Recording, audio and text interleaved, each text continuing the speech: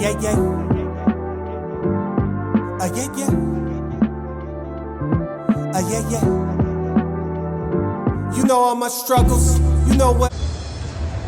All right, so reliever role. Yeah. How's that adjustment been for you? It's been pretty good so far. I mean, I have guys like Will Smith and Ian Kennedy, Brock Burke who did it last year, Spores, and Johnny Leclerc is kind of helping me through my routine and being ready when I need to be. So it's pretty smooth so far. I think they've been utilizing me well, but no, it's been a good adjustment. So I know last year you dealt with injuries and different things like that, but it seems like your comfort level of doing this, the confidence, it seems to show. Is it more about the pressure or lesser pressure of being a reliever, or is it just getting in the groove kind of thing? I mean, honestly, I'm kind of taking a different approach this year. I mean, like you said, I'm just trying to be as confident as I can up there, and I'm going out and I'm just trying to let each of my pitches eat and just let it rip, and kind of I can only control what I control, so just kind of letting it go from there. I like that. So this pitch clock, Yep. how has it been an adjustment for you on this pitch clock? It hasn't been a bother to me at all. Honestly, like I kind of work fast in general, so it wasn't really a big adjustment just for me to go out and be constantly having to worry about it. I think the very first time in spring, that was kind of in my head a little bit, but I realized you have a little bit more time than you think, and so it wasn't a problem getting adjusted to it. I like that. So I know with the charity and different things, you're really involved with your charity with gaming and stuff. Is there any plans or anything happening this year with that? Yeah. So at the end of the year, we're trying to do another stream to NMS, but this time we're trying to do more of it in person / online.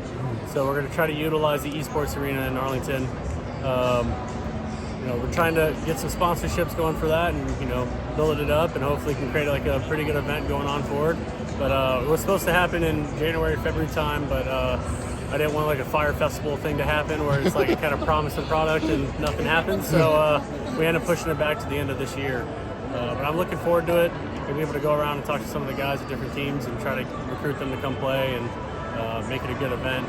Hopefully I can get people like Dude Perfect and Optic Gaming to join in, and like I said, try to make it a fun event for people to come and see, and obviously support a great cause.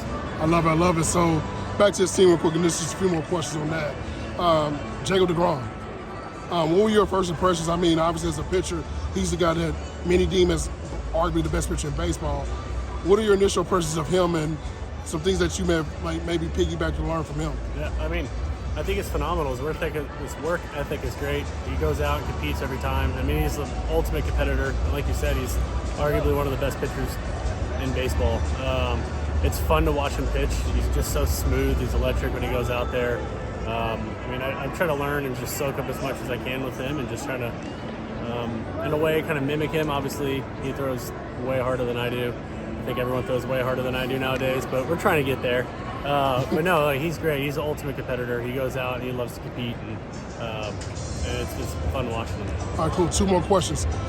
So, if I was asking as a fan, this 2023 Rangers team seems different. I think the confidence is there for you guys and everything. What makes this team different than obviously what we've seen last year, in your opinion?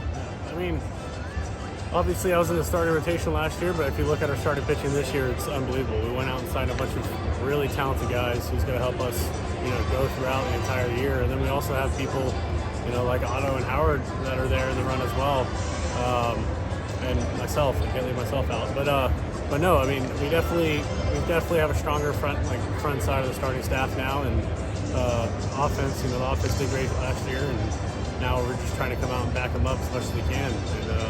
And so far, I mean, clubhouse-wise, it's been phenomenal. Everyone's clicking, everyone's having fun together, and that's the ultimate part of it. It's just having fun as a team. So I mean, it's definitely it's a lot different environment. It's a lot more competitive environment, and it's good.